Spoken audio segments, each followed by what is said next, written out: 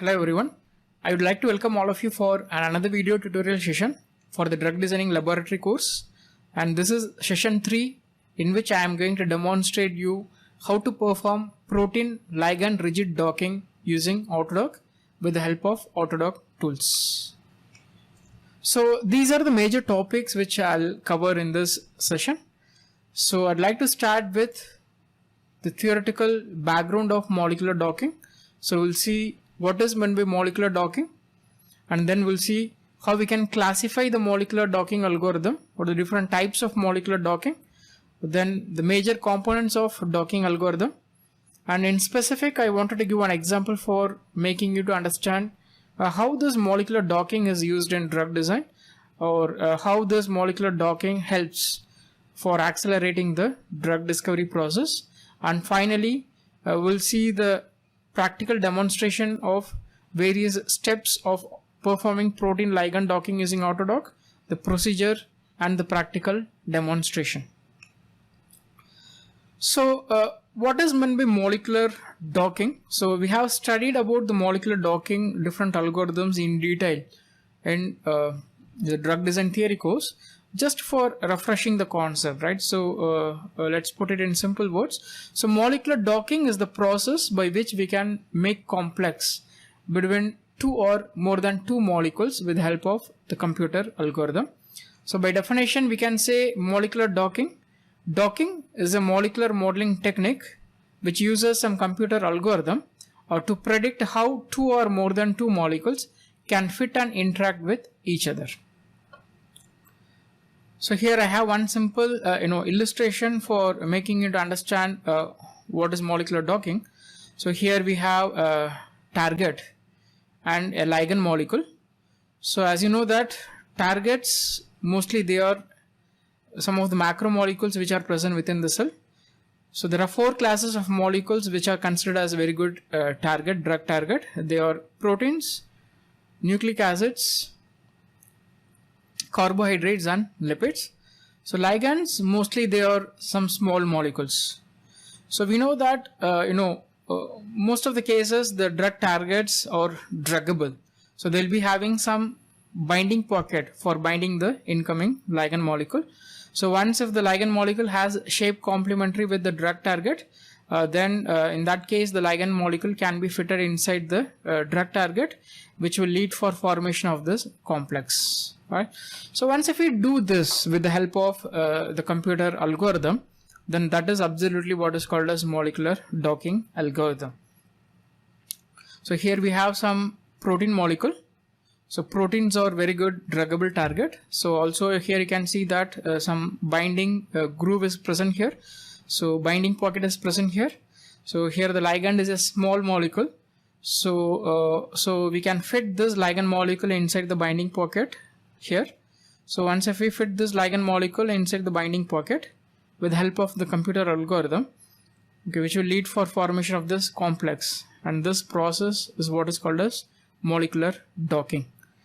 So what is the need for making complex between the ligand molecule and the target? Because if you remember the basics of pharmacology, the formation of the complex between the macromolecule and the small molecule, which may lead for some biological response. So the small binding of the small molecule to the binding pocket of the protein can either activate the protein molecule or inactivate the protein molecule. Anything may happen, right? So that is what is called as the biological response. And if we make any complex like this with the help of computer algorithm, that is what is called as molecular docking. So coming to the different types of molecular docking, basically we can classify the molecular docking into two types. So one is called as a rigid docking and the another one is called as flexible docking. So let me tell what is the difference between this rigid docking and the flexible docking, right? So here I have two images. The first image is the illustration of lock and key model, and the second one is the illustration of induced fit model. So according to lock and key model, right? So in biochemistry, lock and key model which explain how the substrate molecule bind to the enzyme and how the enzyme converts the substrate molecule into the corresponding product, right? So according to lock and key model, lock is the enzyme and key is the substrate. So once if you want to open the lock, once if you want to activate the enzyme, then you need the corresponding key, which is having perfect shape complementary with the binding pocket of the lock. So once if you have the proper key, then it can be fitted inside the binding pocket of the lock and you can open the lock. It's a very fundamental concept, right?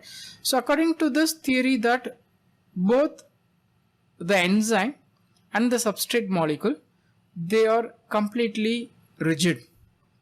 This is something against the nature, right? So this is just theory to explain the enzyme mechanism, right?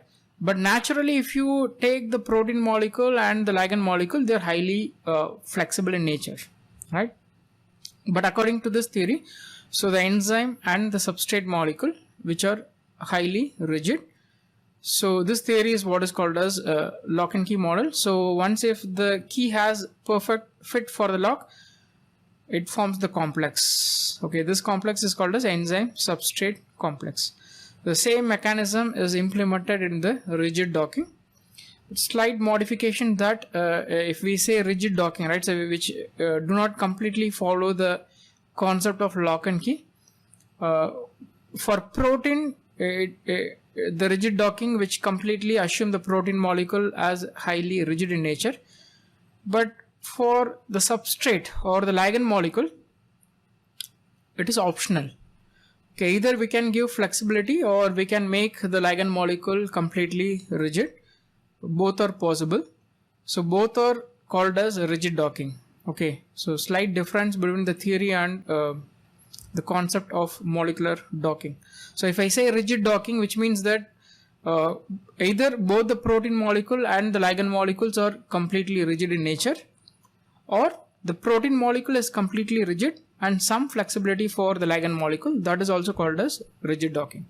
So coming to flexible docking, right? So if we understand the concept of induced fit theory, so we can easily understand what is meant by flexible docking, because the flexible docking that implements the concept of induced fit theory. So in case of induced fit theory, say this is the protein molecule and this is the binding site of the protein molecule. So say this is the enzyme and the binding site of the enzyme. So as we know that the substrate molecule should come and bind to the binding site of the enzyme. If you look at the shape complementary between the substrate molecule and the binding pocket of the enzyme, they do have shape complementary to some extent, but we cannot say that the shape complementary is perfect. So once if the substrate molecule approaches the binding site of the enzyme, some of the amino acids which are present within the binding site of this enzyme, they undergo some conformational change. So here you can see there is an alteration in the binding site. Definitely there is a kind of alteration in the binding site. So if you look at this region, okay, so definitely we can say that the protein, the enzyme which undergone some kind of conformational change, which lead for perfect fit between the substrate molecule and the enzyme binding site. And this model is what is called as induced fit model in biochemistry. And this flexible docking, it uses the concept of induced fit theory. So which means that in case of flexible docking, so we can give flexibility for the protein, but not for the entire protein molecule. It is not necessary actually. Also it is going to be computationally expensive. So we can give flexibility for the amino acids which are present within the binding site, and we can give flexibility for the substrate or the ligand molecule.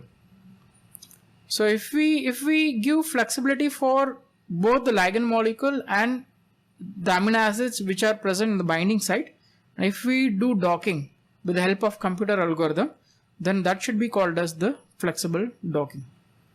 Okay, that is the difference between rigid docking and the flexible docking. So coming to docking algorithm, right? So nowadays we have many software which can be used for molecular docking, and some of those softwares are commercial softwares and some are free software.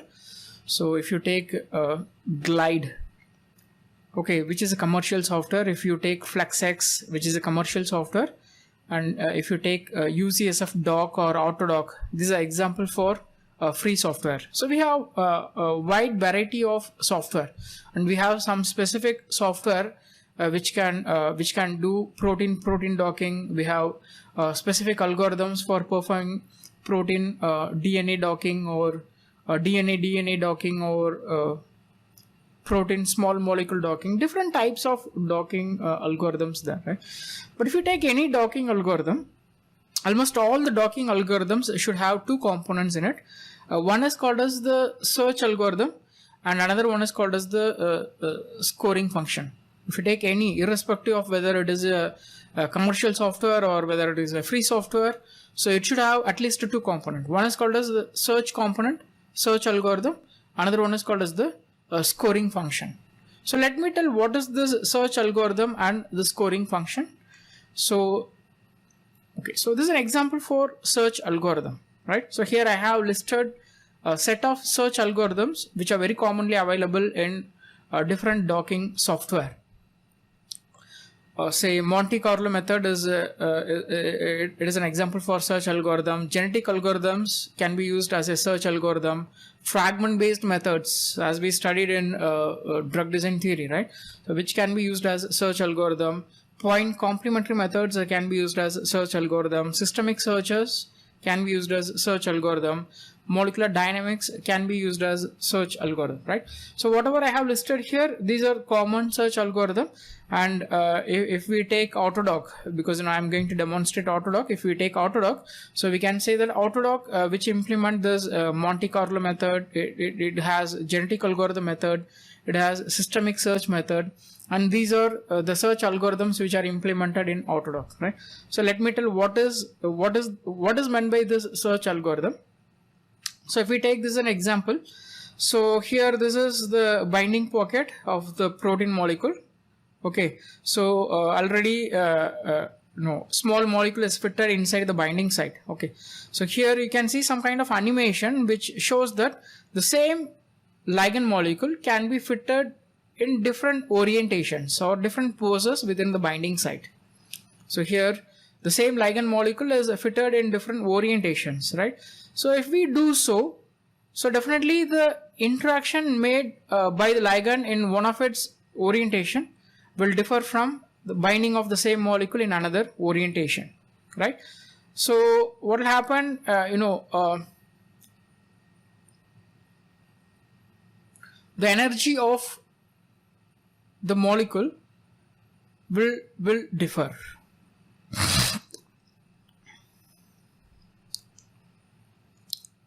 So coming to docking algorithms, we have two, if you take any docking algorithm, it should have search algorithm and scoring function.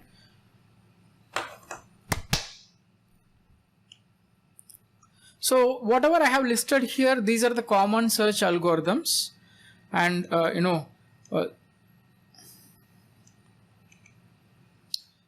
so these are the common search algorithms which are implemented in various molecular docking software. So Monte Carlo method, genetic algorithm, fragment based method, point complementary method, systemic search, molecular dynamics, any of this can be used as search algorithm. And if we take AutoDock, which has this Monte Carlo method, it has the genetic algorithm method, and it has the systemic search method as the search algorithm. A few more there we will see while doing the demonstration, right?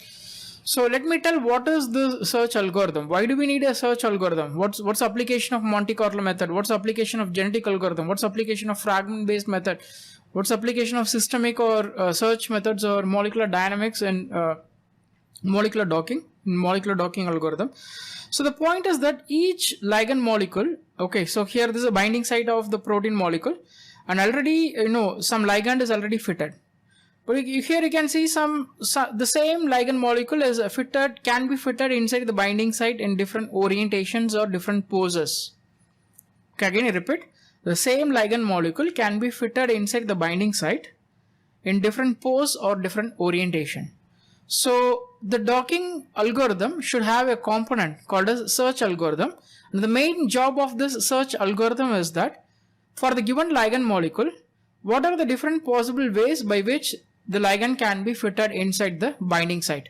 That is that is the exact job of any search algorithm and molecular docking software, right? So moving on to scoring function, as I said, there are two components. One is the search algorithm, another one is the scoring function. So let me tell what is the scoring function. Why do we need scoring function? So in the previous slide I have said that the same ligand molecule can be fitted inside the binding site in different orientation. So if you have a ligand molecule which is fitted inside the binding site in different orientation, the interaction made between the different orientations will definitely differ. So some orientation, the ligand may have very strong interaction with the amino acids within the binding site. In some orientations, it may not have very strong interaction with the binding site amino acid. So the strength of the interaction of the same ligand in different poses or orientation within the binding pocket will definitely get vary. So in that case, so our algorithm could be able to tell that which pose is having stronger interaction with the binding site. So in which pose the interactions are very stronger. So our algorithm could be able to quantify the strength of the interaction of each pose, and it could be able to give some score for that strength. And that is what is called as the scoring function. That's the place where the scoring function actually comes into picture. So by definition, scoring function is a kind of mathematical method which is used to predict strength of interaction between two molecules. Okay, that is what is called as scoring function.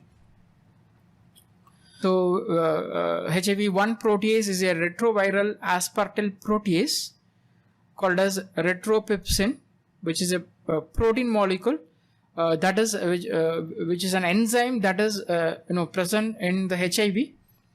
And the main job of this HIV protease is that this HIV protease enzyme is involved in the hydrolysis of peptide bond, and the hydrolysis of the peptide bond is very crucial for the life cycle of HIV. So for the survival of the HIV, so the hydrolysis of the peptide bond is very essential, right? So here if you look at this is the 3D structure of the HIV-1 protease. And here you can see two color. Actually we have two molecules which are superimposed. One is the wild type, another one is the mutant, right? So here this region is very important because this is the region where the peptide bind, and this is the region where the enzymatic action which takes place, the hydrolysis of the peptide bond which takes place, right? So this image you can see that the peptide is already bounded, right? So which is ready for the hydrolysis process. So if we inhibit the hydrolysis of the peptide, so what will happen? So in case if we are able to inhibit this step, in case if we are able to inhibit the peptide bond hydrolysis, then we can convert the infectious HIV-1 into uninfectious because it cannot carry out its normal life cycle. So which will inhibit the formation of the new virus. So how we can make use of molecular docking for this situation? So there are many crystal structures which are available, many 3D structures which are already solved for HIV-1 protease which are available, and also in many cases they have co-crystallized the ligand molecule within the binding site. So this is the place where the ligand actually inhibitor goes and bind. So since we know the 3D structure of the drug target, so we have so many number of small molecules. So what we can do is with the help of computer algorithm, we can perform molecular docking. So take different small molecules and try to fit those molecules inside the binding site. Find out which of those small molecules they have really the shape complementary. So which of those small molecules they're able to bind tightly to the binding site of this HIV-1 protease.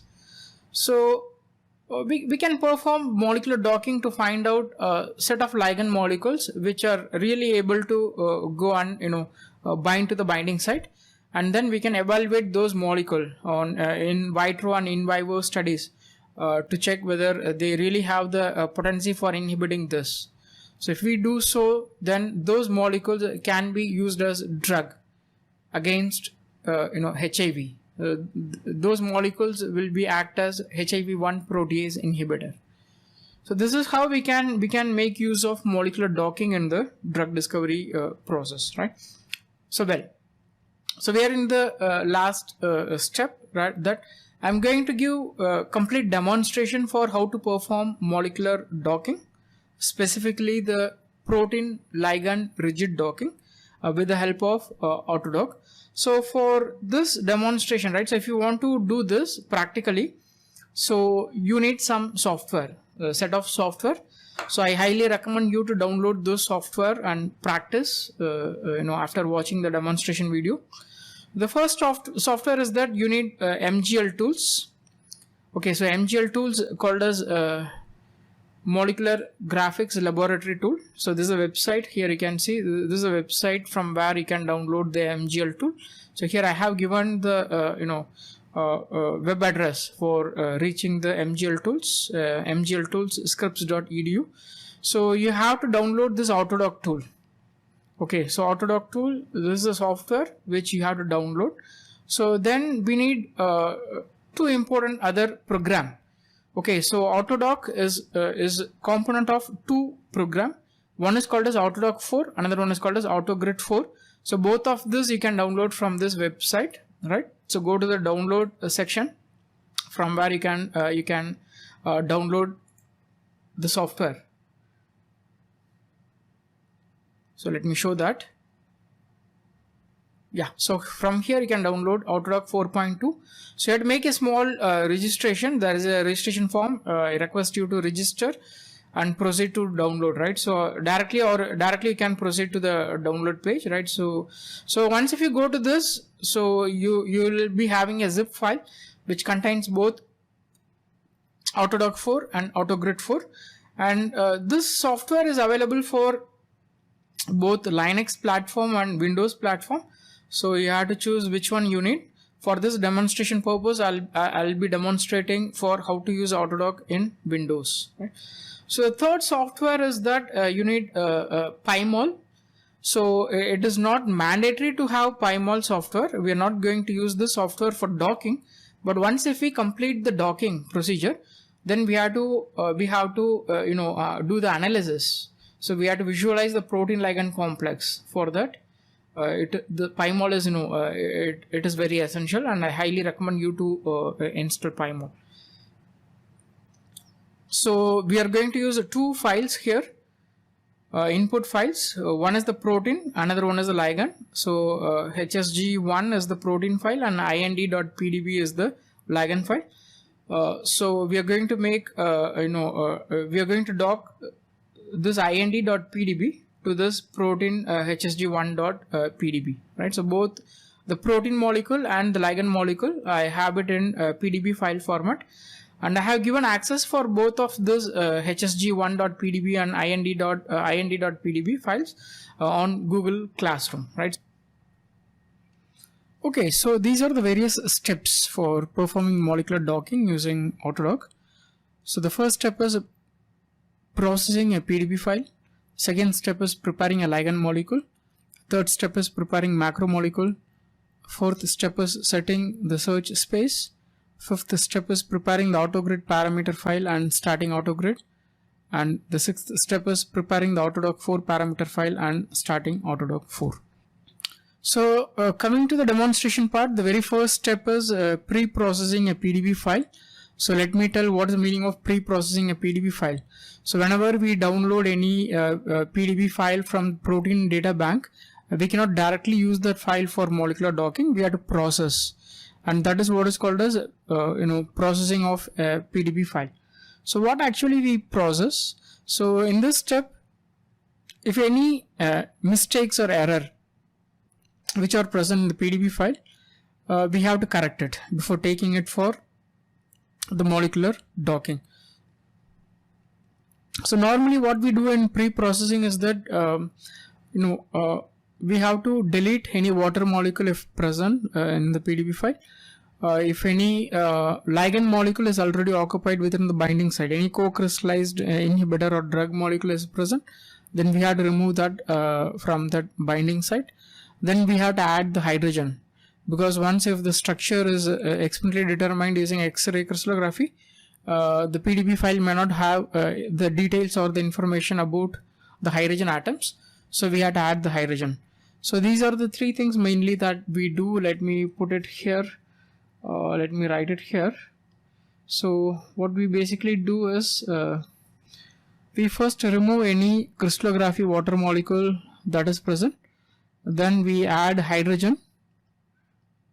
Okay, so thirdly, if any ligand molecule or any heteroatom is present within the binding site, then we have to remove the heteroatom. So these are the three major things that we do. Okay, so in the processing of PDB file. So as I already opened this AutoDock tools, so I kept all the needed files in this folder called as rigid-doc. So let me show what are the files which I have kept inside this folder. So hsg1.pdb, the protein molecule, ind.pdb, the ligand molecule, AutoDock 4, AutoGrid 4, and one another extra file ad4.1_bound.dat. So I give access for all this file in Google Classroom, so you can download all the files. Okay, I recommend you to download all this file and just keep all these files in one single folder, right? So let me go back to AutoDock tools. Okay, so in the AutoDock tools, I am going to do the pre-processing. The detailed protocol is given here, right? So as I know the procedure already, I'm going to do it directly without referring to the manual. So go to file option, read. So I had to read the protein PDB file, and my protein PDB file is I have kept it on desktop. So inside the folder called as rigid-doc. So hsg1.pdb. So I just open this file. So now this is the protein molecule. So I just tell the mouse operation. So you will be having left mouse button, right mouse button, and the central scroll, right? So if we click on the left mouse button and if we drag the mouse, so which will allow you to rotate the molecule in different directions. So if you click on the right mouse button and if you drag the mouse, you can translate the molecule in different direction. And if you click on the central scroll button, and if you move the if you rotate the central scroll button front and back, so it will zoom in and zoom out the molecule. So these are the major operations, right? So manipulations that we can do with the help of the mouse buttons. So the next is, here if I zoom, you can see some red colored dots. I don't know whether that is visible for you or not, so let me show that. So here you can see some kind of red colored dots. Okay, so these are the dots that represents the water molecule. Okay, so this protein already contain many number of crystallographic water molecule. So we have to first delete those water molecules. So as I said, the very first step is we have to delete the crystallographic water molecules. For that, you just go for edit. Okay, delete water. Okay, this is a very simple option for deleting the water molecules. So once I click that, you cannot see the red colored dots anymore on the display. Water molecules are deleted. So next, this protein does not contain any co-crystallized bone ligand molecule, because already I have separated that and I kept it as ind.pdb. So no ligand is present within the binding site. So the next is we have to add the hydrogen. For adding the hydrogen, go to edit, go to hydrogen, add. So you will get a pop-up window like this. Let me show that. Yeah, so some window like this. So it will ask you whether all the hydrogen should be added or only the polar hydrogen should be added. It doesn't matter, right? So we'll add all the hydrogen for this tutorial purpose and just accept. Okay. So now you can see, white color sticks. So those are the sticks which are newly added, nothing but the newly added hydrogen atoms. Now go to file, then save, write PDB. So you will get some pop-up window like this. So I'm going to browse and I'm going to locate for the desktop where I have to save my file, because I'm going to keep all the required files in the rigid doc folder on desktop. So I'm going to better overwrite this file hsg1 rather saving it in a different file name, right? So I'm just overwriting this. The main difference between the previous hsg1 and this one is that in this I have removed all the crystallographic water molecules and I have added the hydrogen atoms. So it is asking, do I have to replace? Yes, replace it. Okay, so now yes. So now I have saved, I have processed this file, and so we will go to the next step. So after finishing this step, I am going to delete this molecule from the display. So go to edit, delete all molecules. So it will pop up a window like this, so in which it will give some warning message. So once if you delete the molecule, command cannot be undone. Okay, that's fine. Continue, right? So the molecule is now deleted from the display. So this process is what is called as processing of a PDB file. So going to the next step is preparing a ligand molecule for docking. So we have the ligand molecule in PDB file format. So we have to prepare the ligand molecule for docking. So preparation of ligand molecule, it means that any mistake in the ligand file should be rectified before using it for molecular docking.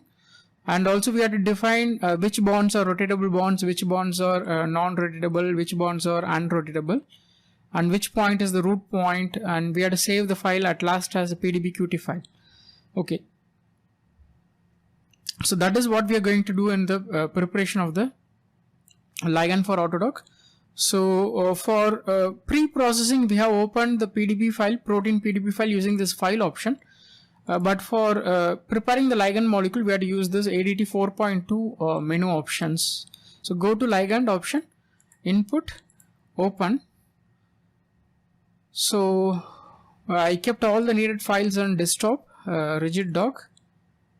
So here nothing is displayed because the file format by default is PDB-Qt, but we have our ligand molecule in PDB file format. So I'm enabling the PDB file format here. Now I am able to see my protein molecule and the ligand molecule. So we have to open the ligand molecule because we are going to prepare the ligand molecule. Just to open it. So now you can see the ligand molecule on display with kind of warning here. It's not warning, it's a kind of summary, right?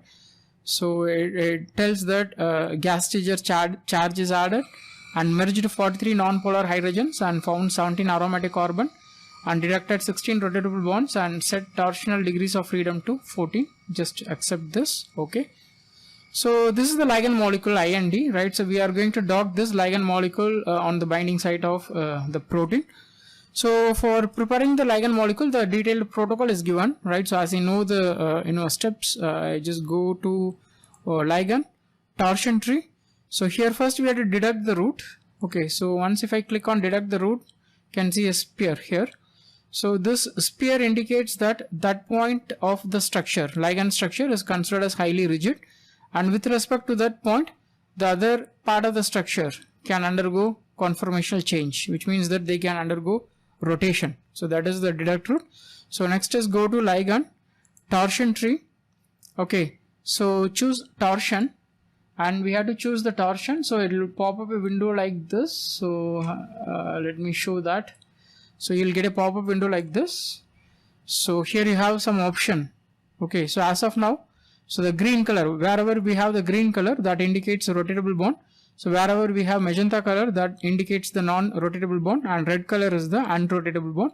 And the difference between the non-rotatable and unrotatable bond is that if you want to change the non-rotatable bond to rotatable bond, we can do that, but we cannot change the unrotatable bond, red color, to a rotatable bond. That is not possible. A number of rotatable bonds now. So totally this structure has 32 bonds, and out of 32, 14 bonds are rotatable. They are highlighted as the green color. So here you have set up options. So if you want, you can make the changes. Make peptide backbone bond non-rotatable. If you click, that will become non-rotatable. Make amide bonds rotatable. If you click this, so all the amide bonds will be rotatable. Make guanidinium bonds rotatable. If you click this, guanidinium bonds, if any present, will be rotatable. Make bonds between selected atoms non-rotatable. Specifically, you can select some atoms and make bond between atoms as a non-rotatable.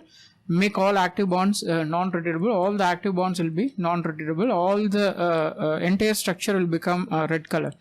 Right, so then you have to click on done. Right, so I'm not going to make any change. I kept as of now 14 bonds as a rotatable bond, and I accept this by clicking done.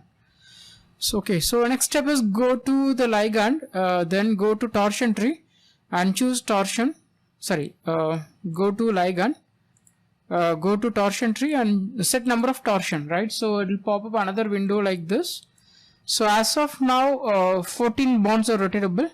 So in the tutorial they have given set this to 6, right? So we will go with the manual. So I'm going to set this to 6. So now what we did is that so only 6 bonds, they can undergo conformational change during the molecular docking simulation. Just dismiss, right?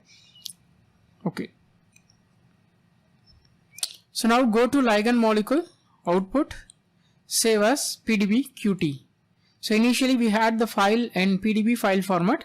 Now we are saving this prepared ligand molecule as a PDB QT file format. So I am using the same file name. I am not going to change ind.pdbqt. Save.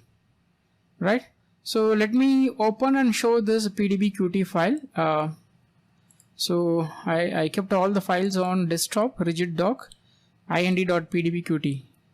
I'm going to open this file using some text editor like Notepad or Notepad++. So I just wanted to tell what is the difference between PDB file and PDBQT file. So here the Notepad file is open. So this is the PDB file. This is the content of the PDB file. Up to this column is the content of the PDB file. So you have the XYZ coordinates, and this last 2 columns which are newly added to the PDBQT file. So the last before column is the charge Q, and the last column is the type of atom. Okay, so these are the 2 columns which are newly added to the previous PDB file, and so this is the extra thing that we add in the PDBQT file. Q stands for the charge, and the T stands for the type of atom, right? Okay, so now we prepared the ligand molecule. Preparation of ligand is over. So ligand is ready for docking, molecular docking. Okay, so now if I prepare the ligand molecule, next step is I'm going to edit. I'm going to delete all molecules from the display. So it pop up a window like this. So we just give continue. Right, the molecule is now deleted. Okay, so this is how to prepare the ligand molecule for docking, for AutoDock.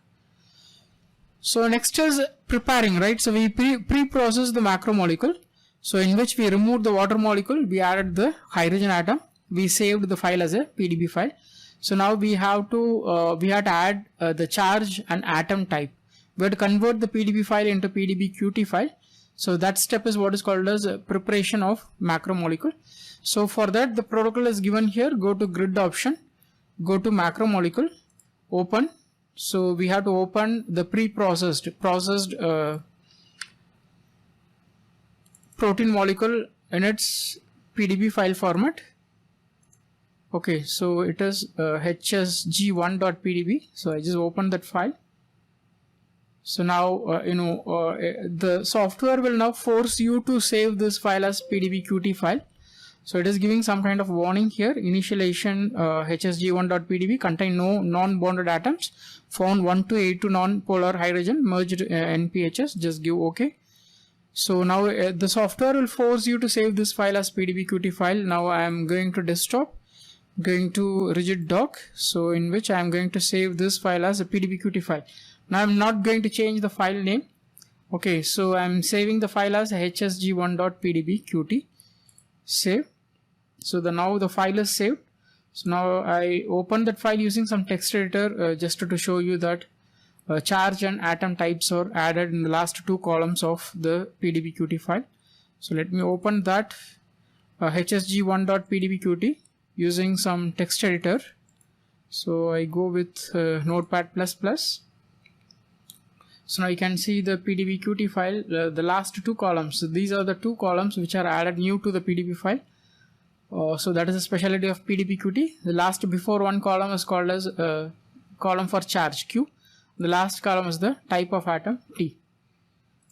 Okay, so this is how to prepare the macromolecule. Now we prepared the protein molecule, we prepared the ligand molecule. So now the next step is that we have to set the search space. So we have to tell to the AutoDock that where the binding site is present. So the exact location of the binding site. So we define the binding site location with the help of setting the search space or the grid box. So we discussed about this in the theoretical classes. So grid box is a three-dimensional box. We have to keep this grid box exactly centered to the binding pocket, and the size of the grid box should be large enough to accommodate the ligand which we are going to dock in the binding site. Those are basic criteria, right? So now the macromolecule is open here. I just go for grid. So go for macromolecule, choose. Okay, so since we have only one macromolecule, right? So we choose this HSG1, select molecule. Okay, so the molecule is now chosen. So now go to grid option. Okay. Now go to grid option and go to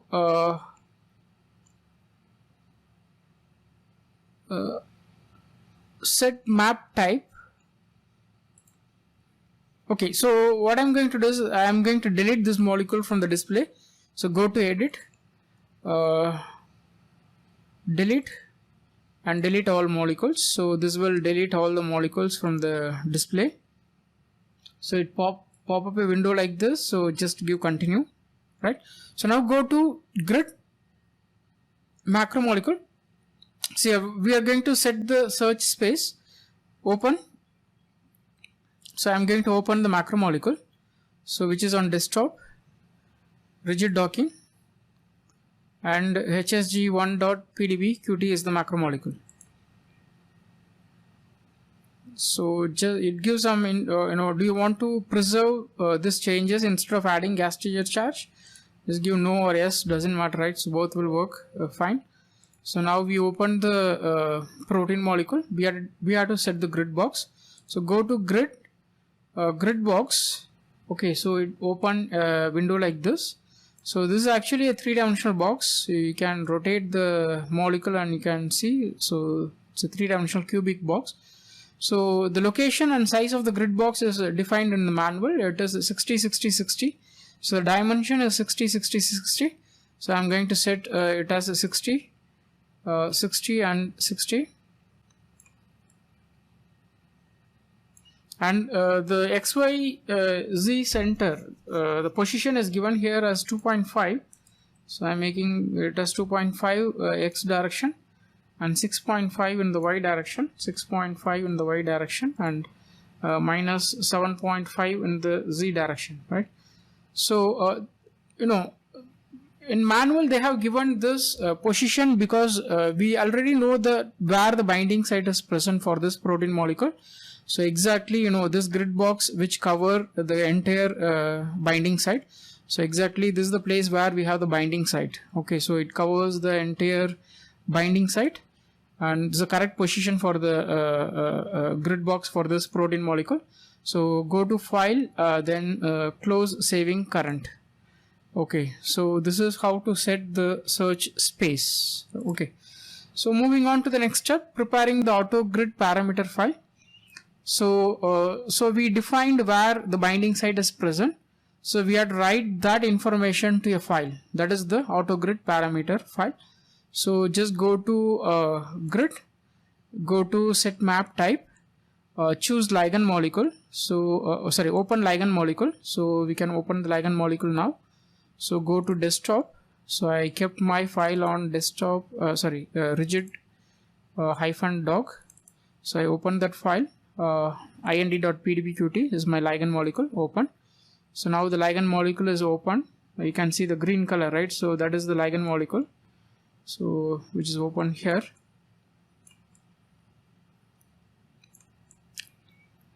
Okay, so now we are going to go for grid, and output, save grid parameter file.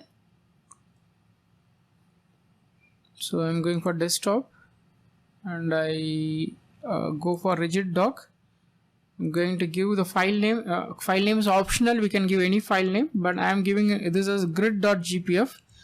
Very important, you have to give that .gpf as the file extension. So it is must, you have to save this as grid.gpf. Then save this file. Okay, so now I go to the folder where I kept all the files. So that is on desktop, rigid doc. So where I have grid.gpf, the file format is a gpf. So let me open this file using text editor to show you that what is the content of this file.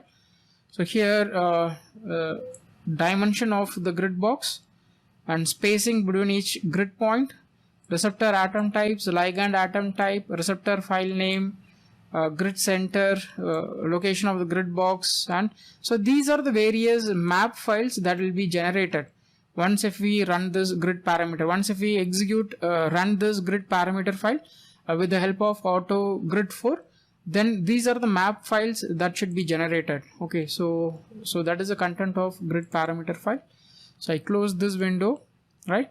So now we generated the grid parameter file, so we are ready to run the grid parameter file. That is the next step. So starting the AutoGrid 4. So before starting the AutoGrid 4, I just wanted to clean this workspace. So I just go for edit, delete all molecules, and it pop up a window. So I just give continue.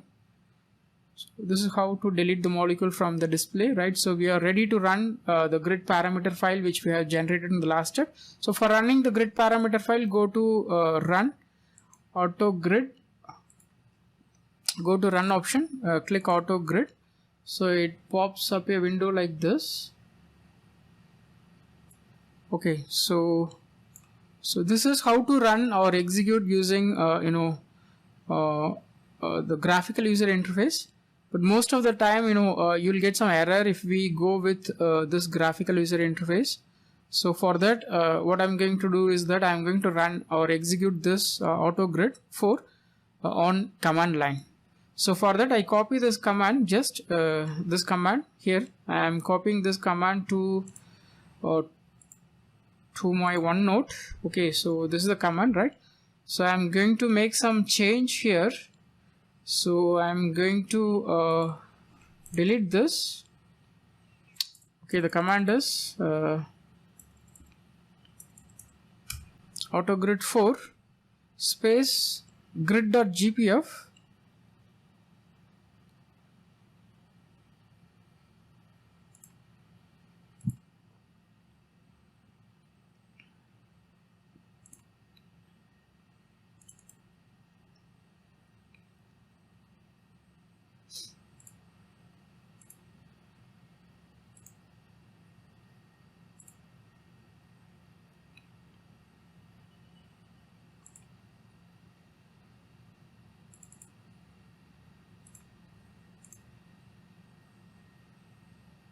Okay, I copy this one now. No need to write, you just look at my OneNote, that's more than enough. So I'm going to prepare the command that is needed for running AutoGrid 4 using the command line. So for that, AutoGrid 4 space -p. The grid parameter file name what we have is grid.gpf, then -l log file. So the log file name is, I just wanted to create the log file with the name grid.glg and this and symbol. Okay, so this is the command for running the AutoGrid 4 in the terminal. Okay, so first I am going to open the command line cmd. This is the command for opening the terminal. So I have opened the terminal here. So this is the terminal. So I am going to run AutoGrid 4 with help of this terminal. The very first step is I have to go to my folder where I have kept all the files. So all my files are in desktop within the folder rigid doc. So I copy the location of my folder where I kept all the files. So I just go for cd space, I'm pasting the location, cd space, paste the location. Okay, so now I just check whether all the files are inside the folder. Yes, all the files. Okay, so all the needed files which are within the folder. There are no map files. So once if we run this AutoGrid grid.gpf with the help of AutoGrid 4, then that will generate output lot of map files. So the command for running this is AutoGrid 4 -p grid.gpf. So this grid.gpf.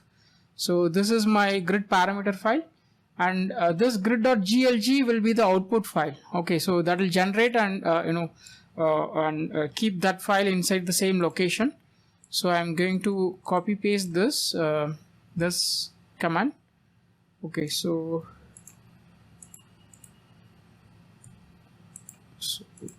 I just type this AutoGrid 4 space -p space grid.gpf space -l space grid.glg and symbol. Okay, this is a command I think. Let's check. So there's a space grid.glg. Let me check. Yeah, it is running because the cursor is now blinking. I hope you can see that. So once if the process is successful, the blinking of the cursor, it will get terminated, and the next line // will be appeared on the command prompt. So until that we have to wait for that. It may take a minute, right? So it may take a few minutes. So we have to wait and see.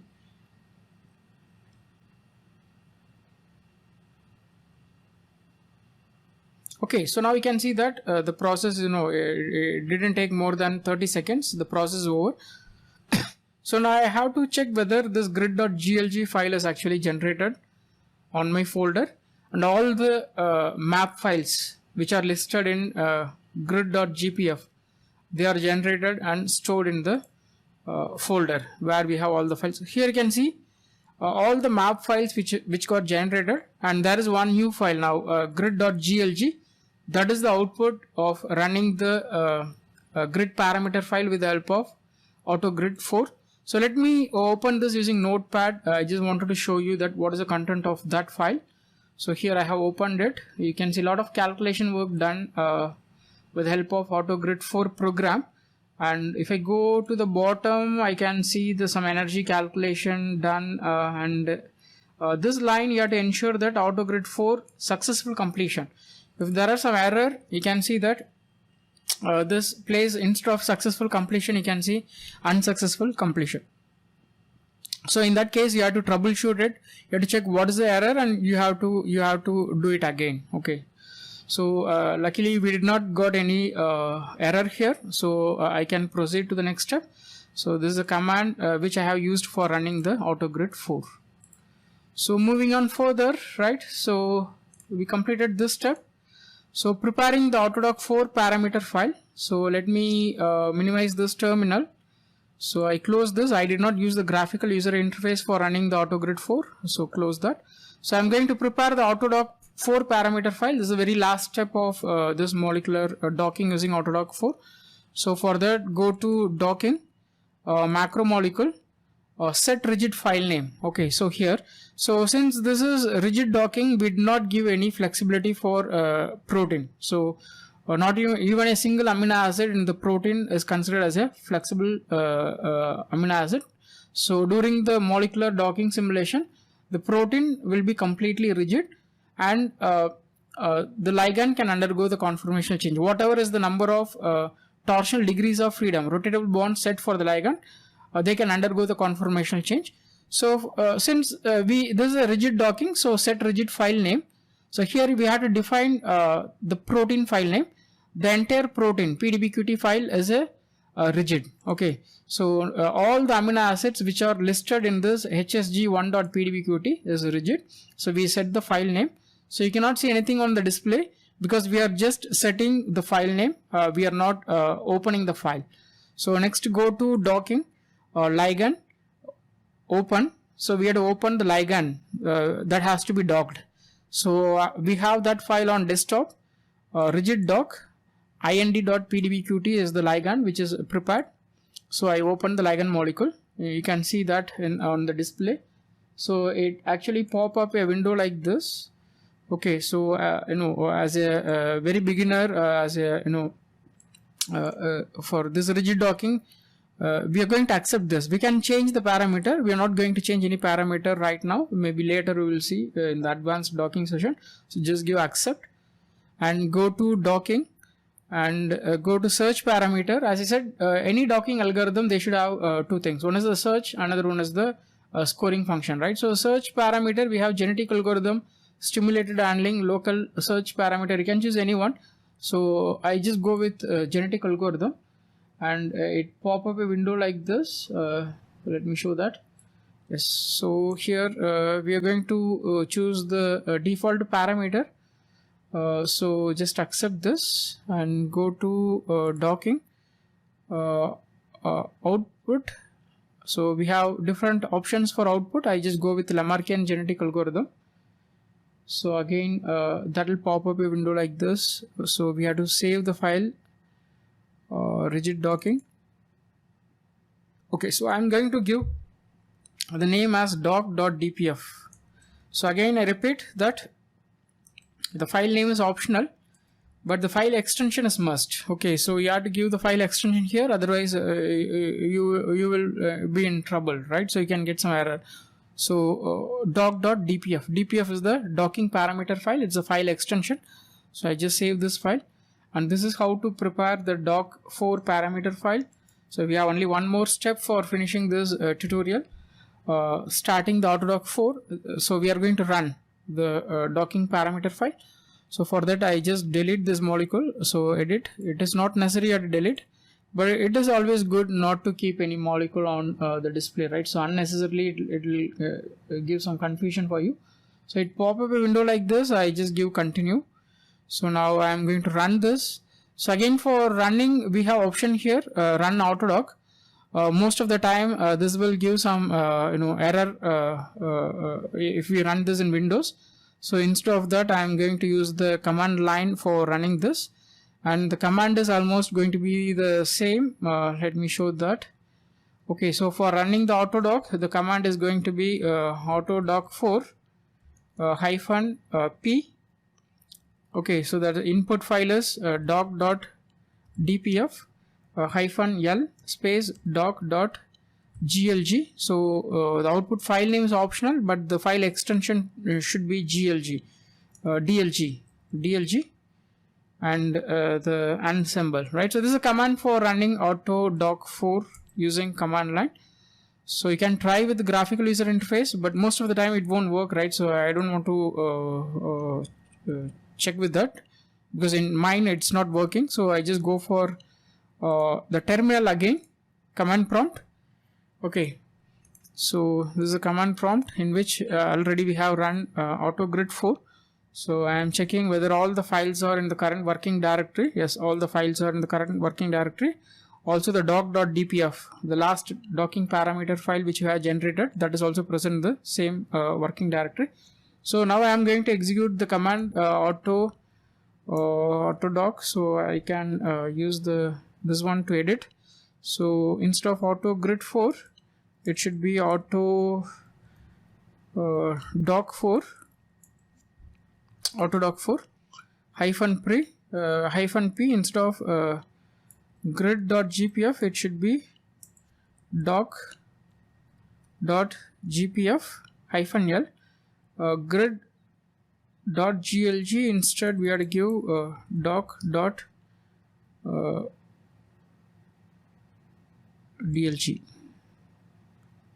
Okay, so this is a command, right? So now the command is ready. So I'm going to execute this, the final step, right? So once if this successfully run, we will get the docking result. So we can say that the final output file of running AutoDock is this doc.dlg file. Okay, yes. So I'm going to execute this.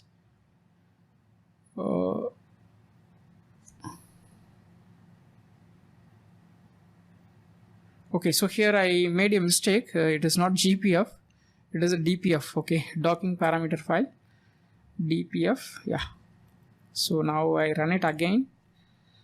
Yeah, hope that it is running, because the cursor is blinking, and so once if it is over, the line will be terminated and the next C colon will be displayed.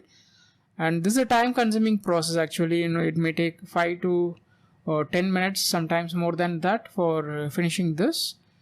So yeah, it takes time.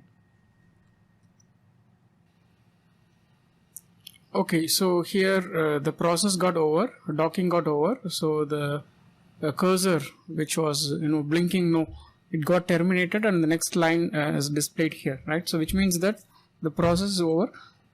So now we go to the folder and we check for DLG file. Yeah, the DLG file is now generated. So as I said that the final output of AutoDock is this DLG file, docking log file. So let me open that using some text editor. So I just go to the bottom to ensure whether the completion is successful or not. Yeah, it is a successful completion, and it took approximately 13 minutes for on my computer it took 13 minutes. Okay, so it's a time consuming process and you have to wait. Okay, so here if you look at this, this is the we have some interesting output here. So cluster rank, so this is clustering histogram and this is RMSD table, right? So clustering histogram is totally we gave 10 run. So the best 10 runs, here you can see all the 10 conformations which got clustered in one single cluster, and the lowest binding energy is minus 11.96 kilojoule per mole. Okay. Kilocalorie per mole, sorry, it's kilocalorie per mole. So and the mean binding energy is minus 11.89, and run number 3 has the lowest binding energy, right? So this is run number 1, 2, 3, 4, 5, 6, 7, 8, 9, 10, and the corresponding binding energy is given in this column. So for run number 1, the binding energy is minus 11.96. Run number 2, it is minus 11.96. Run number 3, it is run number 3, it is minus 11.96. Run number 2, it is minus 11.95. Run number 1, it is minus 11.92, and so on, right? So these are the different conformations in which the molecule got docked, and the third conformation, right, so which has the lowest binding energy of minus 11.96. So that details we can get it from this. Okay.